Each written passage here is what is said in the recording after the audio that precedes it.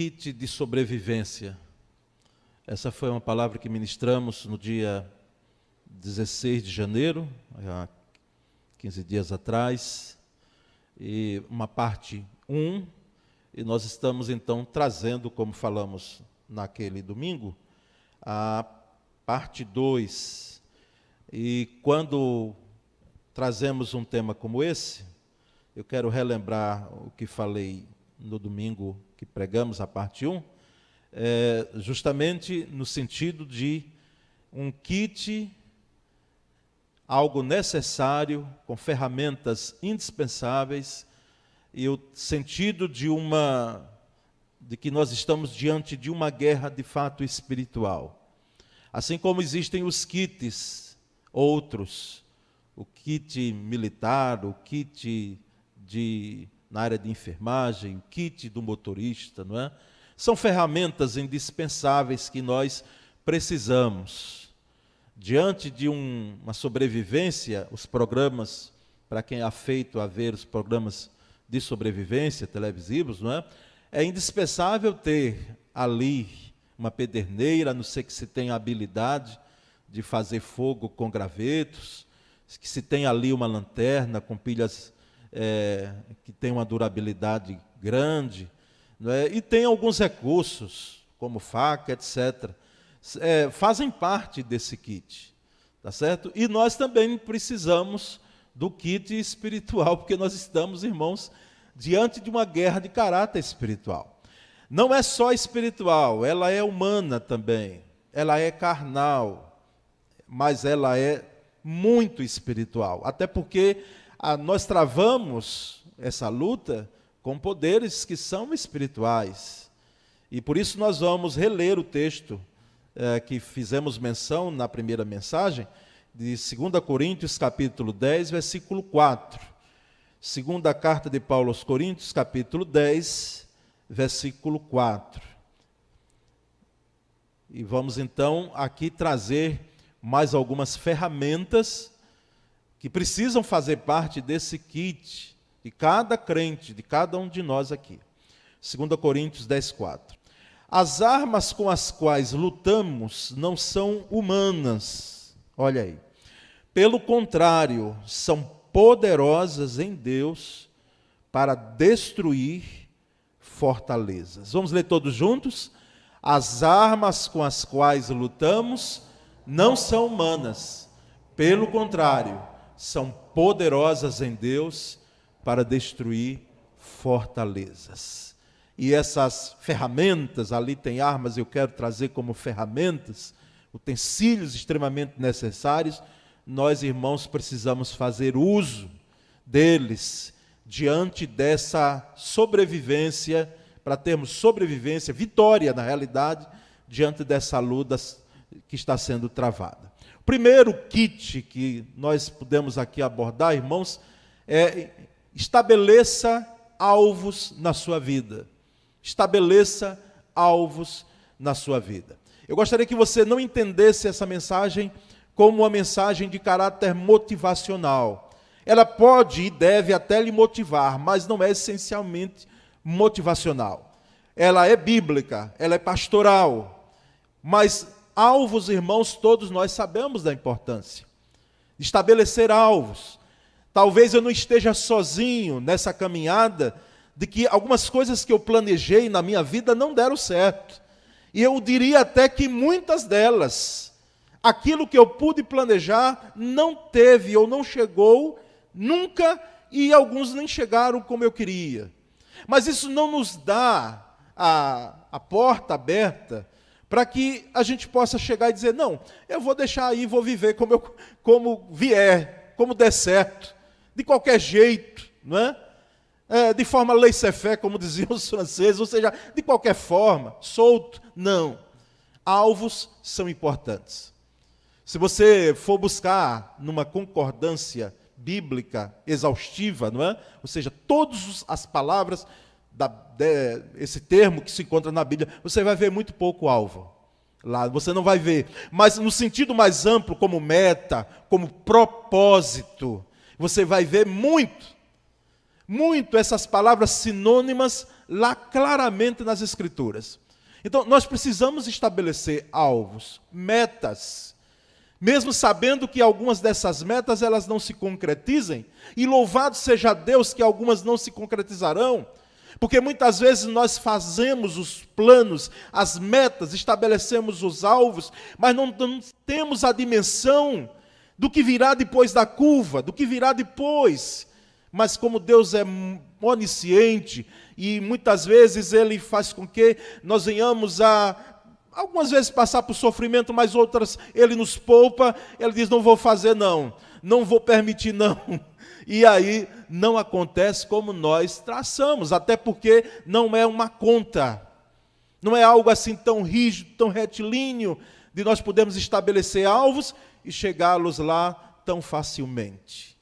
Eu tenho um colega que ele disse, Paulo, eu e você, nós estamos ficando PhD em regime mais ele, não é? Porque assim, eu fico lembrando as vezes que eu me empenhei para tentar conter o peso, e eu não estou sozinho nisso, não é? E eu trago até essa palavra aqui até com temor, porque tem gente que está frustrada mesmo, irmãos. Entra anos, sai anos, estabelece as metas, de poder fazer uma academia, de poder ir para perder um peso, ter uma qualidade de vida melhor, e isso já me acompanha há um tempo. Mas existem outras áreas de conhecer, de saber um idioma, né? O inglês, que é um idioma de caráter mundial, outro idioma, que sabe, você até começou, fez aquela inscrição, chegou empolgado com os livros, né? Com aquele kit todo, e começou bem, mas depois parou. E não é assim às vezes em nossa vida? Nós estabelecemos os alvos, mas nós não persistimos no alvo. Tempo desse você estava lendo, que diz que o leão, né, que é chamado o rei da selva, mas ele erra a sua caça, ele não consegue êxito de 7 a 10 vezes de investidas. Ele não tem êxito. De 7 a 10 vezes. Diz que o percentual de erro dele é de 85%. 85% de erros, de falhas. Mas por que é que ele não morre de fome? Porque ele persiste. Ele persiste.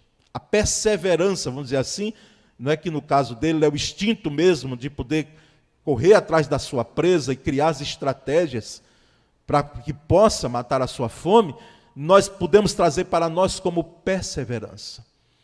Eu vi de um dos empresários crentes aqui do Brasil, conhecido no Brasil inteiro, ele dizer que ele colocou uma empresa, não é, uma microempresa, uma editora, não é, e ele não conseguiu alavancar a empresa 14 vezes. Eu digo, isso aqui é perseverança. 14 vezes.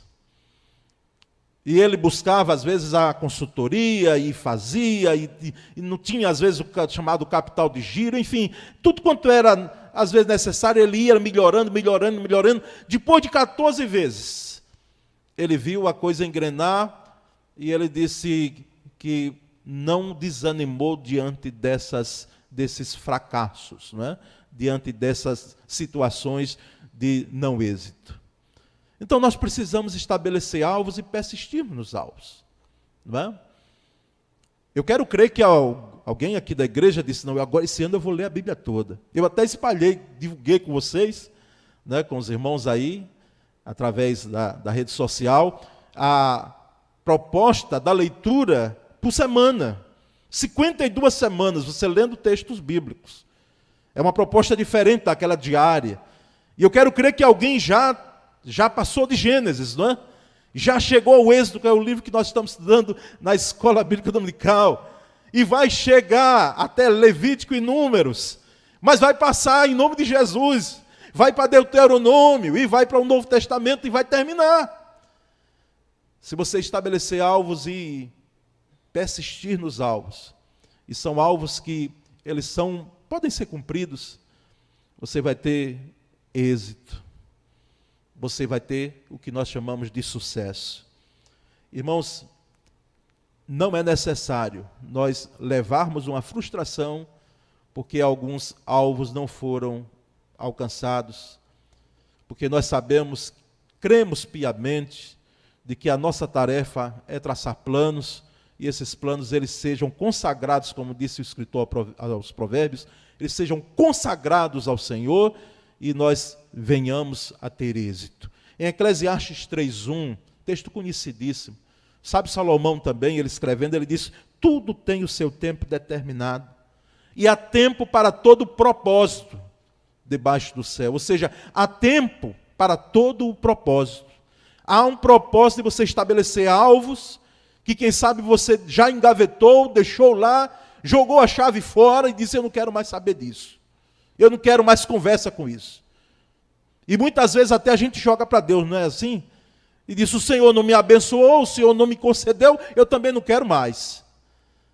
Quando nós entendemos claramente de que há um propósito, há um tempo determinado para todas as coisas, e há tempo, irmãos, de nós podermos alcançar aquilo que sonhamos. Talvez nem todos os sonhos, talvez não, certamente. Todos os sonhos não serão conquistados, mas muitos deles, pela misericórdia e graça de Deus, terão êxito. Mas nós precisamos estabelecer os alvos. A gente que trabalhou com jovem já atrás, e quem é pai aqui sabe muito bem, pai de adolescente, não é? Por que adolescente? Não fica com raiva de mim não, adolescente. Você sabe que é bem assim. Muitas vezes começa assim, diz: não, eu quero aprender violão. Isso na primeira semana. Aí passam algumas semanas, vai um mês e diz: não quero mais violão, eu quero piano. Aí depois passa um outro tempo: não quero mais o piano, eu quero agora o saxofone. Aí não vai o saxofone, e vai, e assim eu fico pensando, o pai que compra, não é, um instrumento desse, que são instrumentos às vezes caros, né, e fica olhando assim para a filha ou para o filho, dizendo: meu filho, o que é que você quer mesmo? Decida aí. É como aquele estudante de faculdade, e eu sei que às vezes não é tão claro assim, se a gente perguntar: você vai fazer que curso? Às vezes a pessoa diz: eu não sei ainda, pastor. É uma dúvida até razoável. Mas note bem, alguns começam num curso, vai em geografia, depois de geografia, migra para a história, depois vai para a matemática. De matemática ele vai lá para a ciência, para a enfermagem, e vai caminhando, e a gente fica olhando assim e diz: vai fazer o quê mesmo? Vai fazer o quê? Um tempo desse, alguém daqui da igreja, não é? Estava dizendo: eu não sei como é que a faculdade vai fazer, porque meu currículo está todo, não é, com matérias de direito, com matérias de outras áreas das ciências humanas, mas eu estou perdido lá. Porque peguei aquilo, fui gostando das matérias, pegando outras matérias e tal, e na realidade não houve alvos. Estabeleceu a meta para chegar. Então, estabeleçamos alvos e persistamos neles, não é? Nesses alvos. Irmãos, há uma segunda ferramenta desse kit: não enterre seus talentos. Não enterre seus talentos. Eu não estou nem colocando dons aqui, porque os irmãos sabem muito bem a diferença entre talentos e dons. Dons é dádiva de Deus, é algo que Deus nos dá, não é? É algo que está além do talento. Existe o talento, mas o dom vem para trazer junto com o talento, vem trazer aquele toque maravilhoso, divino, na vida das pessoas, na vida da igreja, na vida da comunidade. Então, dom é dádiva de Deus mesmo, é Deus quem dá. E talento, eu não diria uma aptidão natural apenas, porque nós sabemos que existem as oportunidades, que uns tiveram mais do que outros. Alguns estudaram em colégios melhores, tiveram oportunidades diferentes. Então, não nos cabe aqui dizer uma questão apenas de esforço, de empenho, não. Oportunidades que você teve. Mas existem talento, irmãos. Às vezes, das comunidades mais simples, nós percebemos pessoas talentosas, pessoas que têm uma aptidão de lidar com algo que eu fico olhando assim e digo: como pode? Como consegue? E nós sabemos claramente, irmãos, a palavra talento, ela no Antigo Testamento, para quem participou do estudo bíblico online, do grupo Pastor Jabes Nogueira, sobre os pesos, medidas e, enfim, as medidas de capacidade que nós falamos em um estudo do ano passado, percebe que no Antigo Testamento, talento é peso, equivale ou equivalia, não é, a cerca de 34 quilos. 34, para ser mais preciso, 34 quilos e 272 gramas. Isso no Antigo Testamento. Mas quando chega no Novo Testamento, nós conhecemos a parábola dos talentos. E talento aí já não é peso. Talento aí já é dinheiro, já é na realidade, moeda. E lá em Mateus 25, 14 a 18, que nós temos a parábola dos talentos, esse talento era de prata ou de ouro, e ele equivalia pelo menos a 6.000 denários. O denário, irmãos, era equivalente a um dia de pagamento do trabalhador braçal. Eu tive cuidado hoje de pesquisar um pouco mais, quanto é, vou pegar aqui o preço, o valor de trabalho de um auxiliar de pedreiro, não é um servente, como a gente chama de pedreiro. E a informação que foi dada pela internet de 2021, ou seja, está próximo a gente, entre 90 e 100 reais a diária. Então você imagina, e vamos pegar o exemplo do trabalhador braçal, não é, sendo servente de pedreiro, porque é um trabalhador mesmo, que ali ele desenvolve e coloca os seus braços em ação, fazendo argamassas, fazendo tudo quanto é necessário para aquela construção. Então nós chegamos então a entender que um talento, 6.000 denários, chega perto de 600.000 reais, um talento, se for corrigido mais ou menos no tempo de hoje. Então vale muito. Então quando aquele senhor que Jesus contou a parábola, ele foi fazer a viagem e antes deu a uns 5 talentos, não é? Imagina, 5 talentos o valor. Deu a outro 2 talentos e deu ao outro, um terceiro, 1 talento. Às vezes a gente pode olhar e se dizer, apenas 1 talento, mas que coisa. Por que é que esse senhor só deixou? Deixou muito dinheiro, irmãos. Com 600.000 você compra alguma coisa hoje, não é? Já pensou você tendo esse dinheiro em mãos, o que é que você podia fazer? Então era muito, 1 talento. E nós conhecemos a parábola muito bem. Aquele que ganhou 5 talentos, ele vai, granjeia, ele aplica e ele consegue mais. O que ganhou 2 também vai lá, aplica, se mobiliza e consegue ali aumentar aquela quantidade. Mas o que ganhou 1 talento chega, ele cava um buraco na terra e enterra ali o seu talento. E quando o Senhor volta, não é? Aí a prestação de contas, irmãos, é séria. Porque o que tem 5 talentos é louvado, não é? O que ganhou 2 talentos e granjeou outros é louvado, mas o que enterrou o talento, ele é chamado a atenção assintosamente, não é? Irmãos, nós percebemos que quando falamos sobre enterrar talentos, é algo que tem ocorrido às vezes no seio da igreja, lamentavelmente. Gente que tem muito talento, e Deus concedeu dons, mas eles estão enferrujados. Enferrujados. Eu quero crer que você não diga, como às vezes eu já ouvi, dizendo, mas não tem oportunidades na igreja para servir. Quem quer servir, irmãos? Entra, cai dentro. Não fica esperando a oportunidade chegar. Se envolve.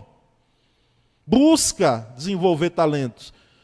Porque você acha que vai ficar barato, usando essa expressão, para mim, para você, se nós enterrarmos os nossos talentos? Vai ficar assim tão barato? Vai passar tão batido? Eu tendo a capacidade de desenvolver talentos, de abençoar vidas, de edificar pessoas, de trazer pessoas ao Evangelho da graça de Deus, através do talento que Deus me deu em vida, e ainda me deu o dom para que possa alcançar o coração das pessoas, e muitas vezes eu enterro de forma deliberada, sem pedir permissão ao Senhor que me deu o dom ou o talento. E é triste quando a gente ouve e a gente vê nessa trajetória de caminhada de igreja, Pessoas escolhendo aonde servir. Escolhendo aonde servir. Eu já contei aqui, sem citar nome algum, até porque os irmãos não vão conhecer. Mas eu ficava, às vezes, admirado, e olha que para pastor e seminário escandalizar com alguma coisa. Quando eu via alguns colegas comentando, nas sentadas de seminário, dizendo, não, o outro eu só quero uma igreja que for grande, uma igreja em tal lugar, não vou pastorear no interior. Eu só vou querer uma igreja com não sei quantos membros, e eu ouvia assim, e não ficava calado. Porque muitas vezes quem cala consente mesmo. Eu disse, mas rapaz, deixa de ser tolo, eu peço a Deus misericórdia e graça para servir onde precisar. E que Deus me ajude e nos ajude a termos isso em nossa mente. Porque não somos nós que escolhemos onde devemos servir. Nós, irmãos, temos um chamado. E o chamado, ele nos impulsiona a nós irmos onde necessitar, onde precisar. Eu estou muito feliz, irmãos, na PIBA, me permitam.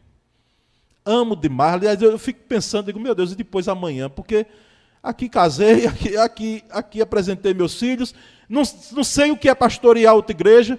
Quando pastoreei foram congregações da PIBA, 42 anos aqui, desde membro. Mas eu vou dizer uma coisa aos irmãos, eu peço a Deus de que, se necessário for, Ele me enviar para algum local que Ele queira, a mala já está pronta. Não é assim, meus colegas pastores? A mala está pronta. Por quê? Porque nós não devemos escolher onde nós vamos servir e a quem servir. Muitas vezes nós queremos desenvolver os talentos para aqueles que são bonzinhos, os que nos dão trabalho. E eu, como pastor, falo isso com muito temor, porque eu às vezes fico olhando, eu digo, meu Deus, me dê graça para lidar. Porque às vezes é difícil, irmão. Haja milha para andar um pouquinho mais. Mas não enterre os seus talentos. É a segunda ferramenta desse kit. Não enterre. Estabeleça alvos e não enterre seus talentos. Deus lhe chamou, pelo menos você tem um talento. Aquela parábola não está em vão ali. Ela está dizendo para mim e para você que pelo menos você tem um talento, e dons, com certeza você tem mais de um, para que você possa servir ao Senhor. Então não enterre. Há uma terceira ferramenta, irmãos. Use seus recursos com sabedoria e honestidade. Use os recursos que Deus lhe deu com sabedoria e honestidade. Nós precisamos ter sábios. Aquilo que o salmista Moisés, não é? Acredito que foi o único salmo que Moisés fez, Salmo 90, no versículo 11 ou 12, não é, que tem lá, ensina-nos a contar os nossos dias, não é? Até que alcancemos corações sábios. Ô Senhor, dá-nos um coração sábio. Um coração que saiba lidar com os recursos que temos. E eu, quando falo recursos aqui, não falo apenas do dinheiro. E dinheiro é importante. Mas recursos como o tempo. Onde nós temos, ou como temos empregado o tempo. Um dia eu fiz um desafio, eu digo, Senhor, eu gostaria de responder todas as mensagens de WhatsApp. Emília, você acredita que eu sentei de manhã para ir para almoçar, e foi à tarde, e emendou pela noite, e eu não consegui responder tudo. Por isso que quando você vê eu não responder, deixa eu aproveitar aqui de púlpito, o pastor esqueceu de mim. E aí uns colocam uma interrogaçãozinha lá, a mãozinha. Espere, meu irmão, que são muitas, graças a Deus. Mas eu fiquei notando, eu digo, meu Deus, o dia inteiro, será que foi bem administrado esse tempo? Os especialistas nessa área, de poderem avaliar aquilo que nós fazemos, como gerenciamos o nosso tempo. Diz que se ele passar um dia com você, ele vai perceber claramente se você vai ter sucesso ou não na vida, naquilo que você está fazendo. Porque depende de como você faz, o que você faz de manhã, como você faz à tarde e à noite. Como você emprega aquilo que você tem às mãos. Então, use os recursos com sabedoria, irmãos. Use com sabedoria e com honestidade. Com honestidade.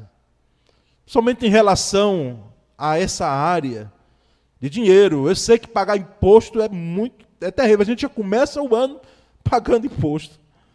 E dói muitas vezes o nosso coração ver que o retorno, porque se pagássemos e houvesse o retorno, a contrapartida de políticas públicas e sociais, não apenas a benesse que é feita, com um intuito outro, eleitoreiro, quem sabe, nós diríamos sim, é preciso, mas muitas vezes não temos o retorno disso, que outros países têm.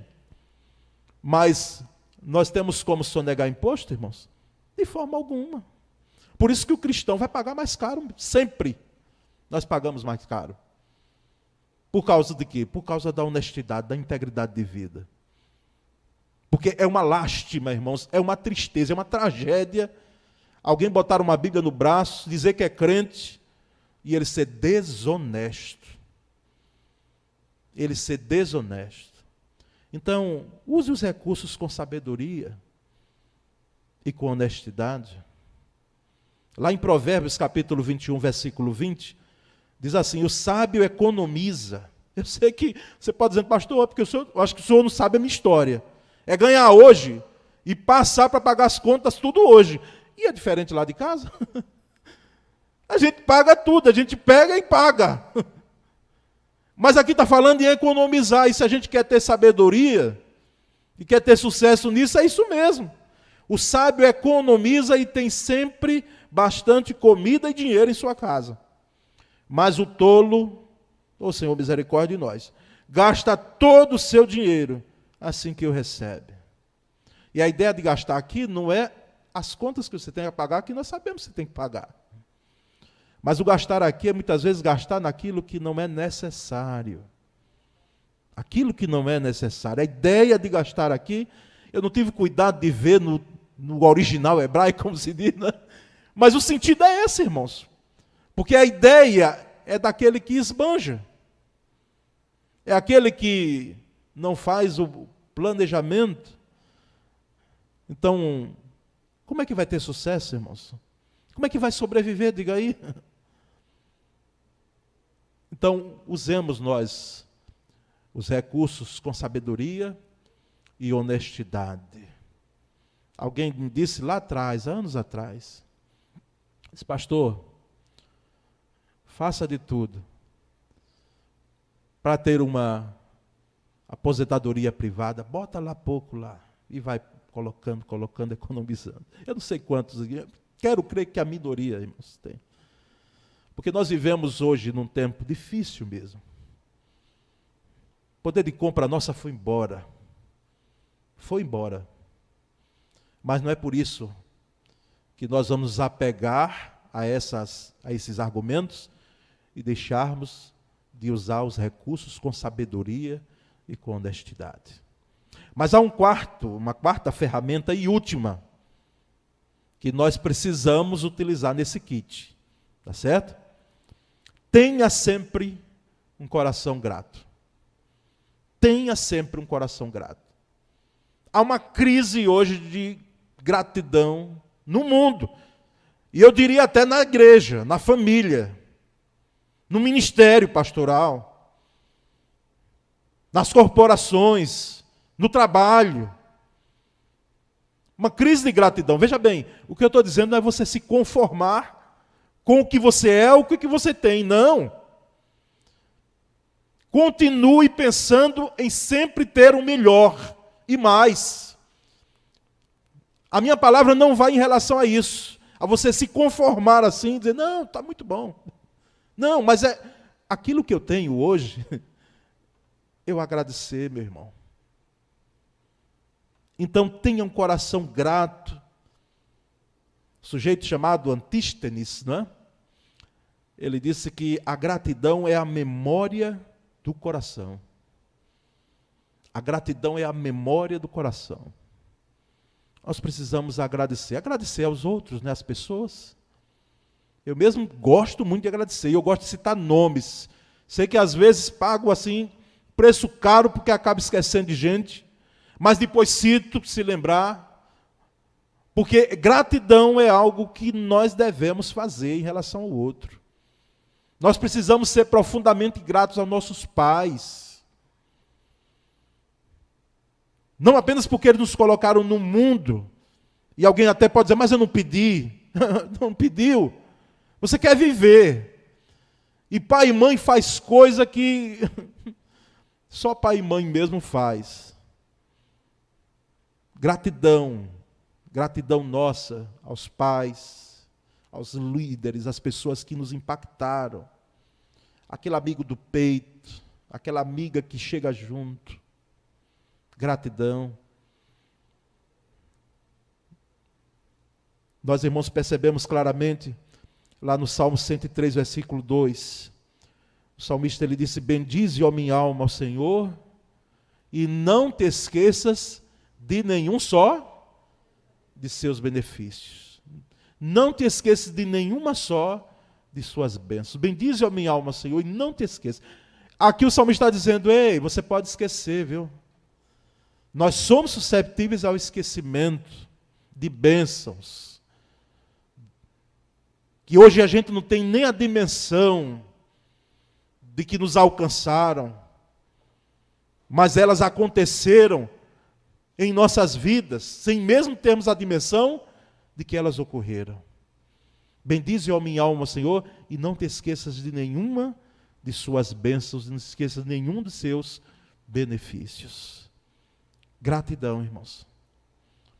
Gratidão. É natural que algumas pessoas, e você conhece, não conhece não? Pessoas que reclamam muito. Quem sabe as primeiras palavras dela do dia já são de reclamações, não é? De queixas, de queixumes. Reclama-se para lá, reclama-se para cá. Não é? A gente como pastor, o vídeo de pastor tem que ser ungido, porque escuta muita coisa. E quanto mais tempo a gente for ficar no ministério, mais vai escutar, e é natural. Porque é gente. Mas, irmãos, se nós agradecêssemos, na medida que nós nos queixamos de algumas coisas, às vezes até com uma razão, não é? Mas e a gratidão? E a gratidão? Como fica? A gratidão a Deus. Dizer, Senhor, muito obrigado. Muito obrigado, muito grato, porque o Senhor tem, na realidade, me dado a graça de ter aquilo que eu necessito tanto e que o Senhor me deu ainda mais. É o que alguém chamou de mimo, né? Os mimos a mais. Né? Além daquilo que Ele nos concedeu e nos deu a graça, nos deu um pouco mais, aquela medida recalcada, né? E transbordando, né? Ou seja, transbordante, além da medida. Nós, irmãos, precisamos ter um coração sempre grato. É a última ferramenta desse kit e você não deixe de usá-la. Leve para essa guerra que nós estamos, faça uso dela, porque nós vamos precisar muito agradecer ao Senhor. Que Deus nos dê a graça de não apenas sobrevivermos, porque isso é bom e importante, é fundamental, mas nós temos vitória, sucesso, nesse ano de 2022, diante dessa luta que nós estamos travando. Nós possamos sobreviver e vencer. E vencer. Eu quero, irmãos, ouvir, junto com os irmãos aqui, bons testemunhos da ação de Deus, da misericórdia e graça de Deus em nossas vidas. Dizendo, pastor, a luta tem sido grande, mas Deus é maior. Mas Deus é maior. A luta tem sido grande. O embate tem sido grande. Mas as vitórias não têm faltado. Eu tenho tido êxito. Pela misericórdia e graça de Deus, eu tenho superado. Eu tenho avançado. Eu tenho conquistado. Eu tenho vencido. Louvado seja Deus por essa palavra. Que você seja edificado com ela. Meu irmão, minha irmã, nessa noite. Nós vamos cantar, depois eu voltarei e nós vamos orar aqui juntos. Vamos pedir ao Senhor a habilidade necessária de lidar com essas ferramentas, para que venhamos a sobreviver, viver e vencer. Sobreviver, viver e vencer. Cantemos e voltaremos orando.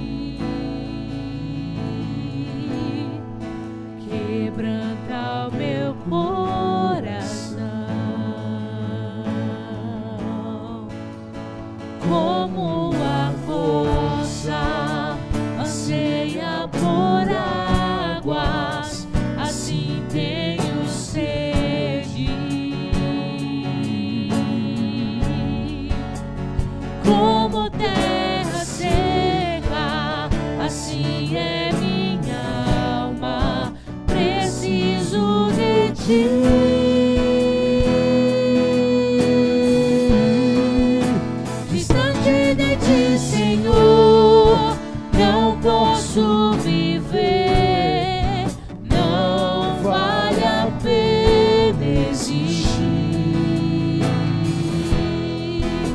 Escuta o meu clamor, mas que o ar que eu respiro, preciso de ti.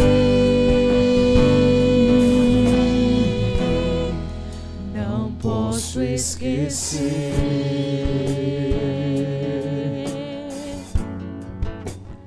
o que fizeste por mim.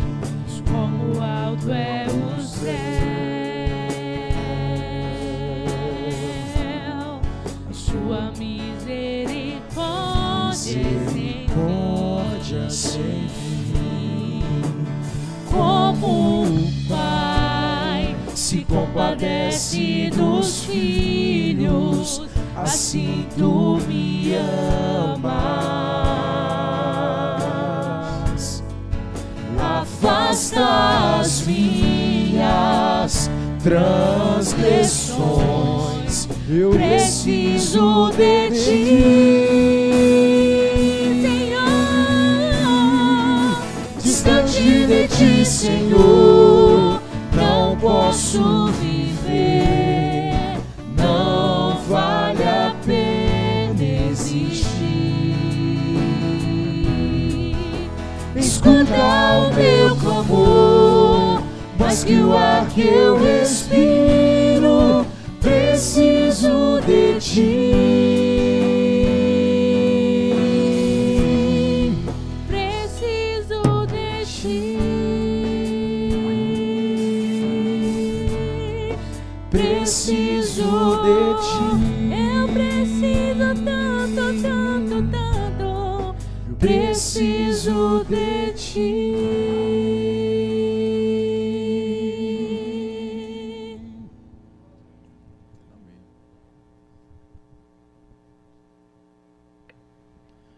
Qual é o alvo que você vai estabelecer, ou já estabeleceu, e quem sabe até está pensando, será mais um ano, e se as coisas piorarem eu vou desistir, não é?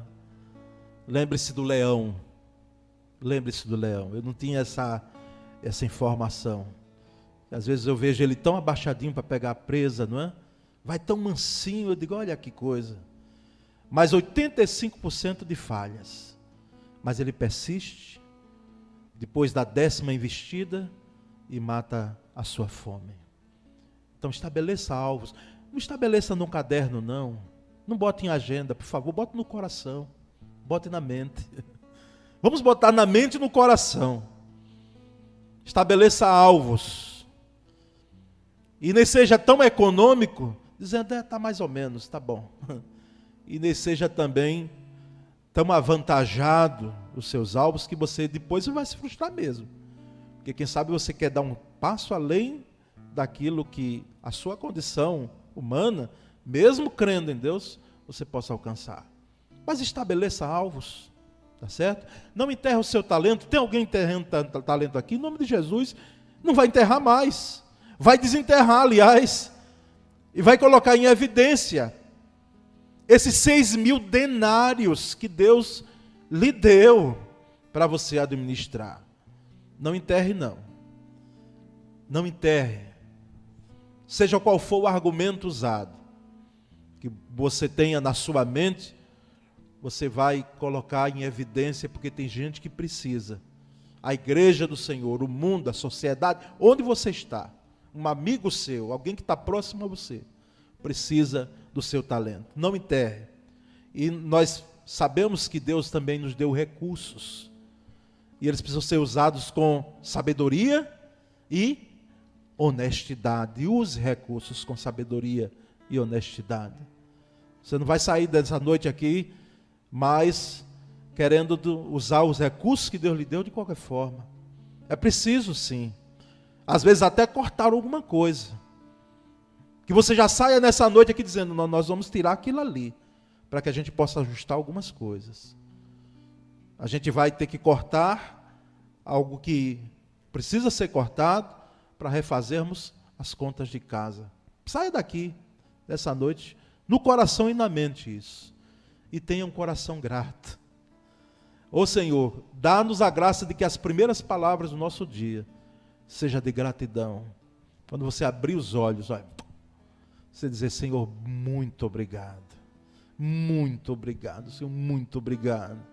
E se a gente pudesse viver o dia todo e todo dia dizendo, Senhor, obrigado, obrigado até pelas lutas, pelos embates. Obrigado, Senhor, muito obrigado. Nós vamos orar, irmãos, porque assim, quando a gente recebe a mensagem, desde o pregador até os irmãos, ela não vem em vão, ela vem para trazer mudança. Ela vem para trazer mudança. Se não houver mudança, não valeu a pena, irmãos. Então é preciso que ela provoque mudança em nossa vida. E nós vamos rogar ao Senhor aqui, que daquilo que for humano, porque Deus vai fazer a parte dele, a gente possa fazer a nossa, não é? E não queira colocar para Deus, porque é nossa parte. O Senhor está me ouvindo, Senhor, e sabe dos salvos. Vamos, irmãos, clamar ao Senhor. Fique em pé um momento, para que nós possamos ter essa palavra de clamor e de oração aqui, porque o kit já está em nossa mão, e nós vamos usá-los, e vamos ser vitoriosos. Nós vamos sobreviver, viver e vencer. Vamos vencer, sim, porque maior é o que está em nós, como diz a Escritura, do que aquele que está lá fora, não é? Que está no mundo. Senhor, muito obrigado nessa noite. Obrigado por todos os atos desse culto que nós tivemos condições de realizar, e todos eles redundam na tua glorificação. Todos eles são lançados ao trono da graça do Senhor. Todos eles são a nossa oferta de adoração, de louvor. Muito obrigado, Senhor, pela tua palavra ministrada nessa noite, que ela encontre terreno fértil em nossa mente e em nosso coração. E ela provoque a mudança necessária em nossas vidas. Porque, Senhor, nós queremos ter êxito sim, e cremos piamente que o Senhor já nos deu essa condição. Cabe a nós agora, Senhor, perseverarmos nela, e não possamos abrir mão desse kit que o Senhor nos deu. Muito obrigado, Pai bendito. Faz com que nós possamos ouvir testemunhos maravilhosos, como resultado da palavra desses 2 domingos pregados. Que, ó Deus, com vida, com louvor, com gratidão, com regozijo, nós possamos perceber que os nossos irmãos estão tendo êxito em áreas importantes de suas vidas. Nós, ó Deus, oramos e já agradecemos em o nome de Cristo Jesus. Amém, Senhor. Graças a Deus.